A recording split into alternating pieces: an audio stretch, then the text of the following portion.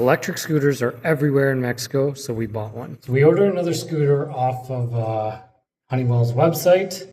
I'm actually just going to pause it right here and give you some background info. A few weeks ago, we bought a similar scooter from Soriana and it was completely dead, so we had to walk it home. And when we got home, we found out that it was completely broken. It wouldn't charge and nothing was installed properly. All the pedals were falling apart and I had no tools, so I was super pissed. Since I was concerned I wasn't going to get a refund, I ended up walking it back at 10 p.m. that night and got my money back. So you can see in this video, I'm a little nervous and I'm laughing out of anxiety because I'm not sure that this thing's actually going to work, and it's a no return policy for this one. And they said that Honeywell is the brand to buy here in Mexico, so I got it off of Mercado Libre.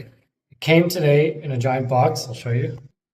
I've unpackaged it and this is how it's come. There are no instructions on how to assemble it, but it did come with tools, which is good. So I'm going to attempt to build this. When I unboxed it, it was a little rough. A few things were bent, so I was not having high hopes on this.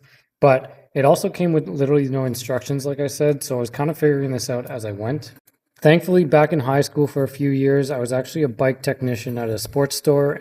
And part of my responsibilities there were to unbox bicycles and then reassemble them. And they basically came in the same format, very similar to how bicycles would. So I had a general idea on how to put this together, plus I'm a little mechanically inclined.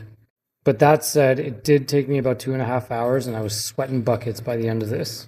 There were several times I had to take things apart because, again, no instructions, so certain wires didn't fit in the right way when I assembled it. So I had to take apart the handlebars and the headlight assembly several times to figure this out. Same issue with the foot pegs. I put the front ones on the back and the back ones on the front.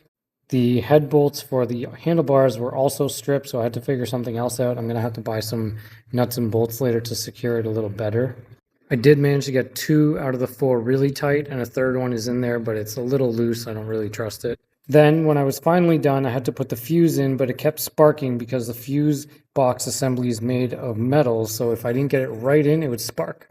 But after a few hours, I managed to finally assemble it, and everything turned on, and it actually worked. I quickly gave it a once-over and tightened all the bolts, and it came with a full charge, so then I took it for a test drive.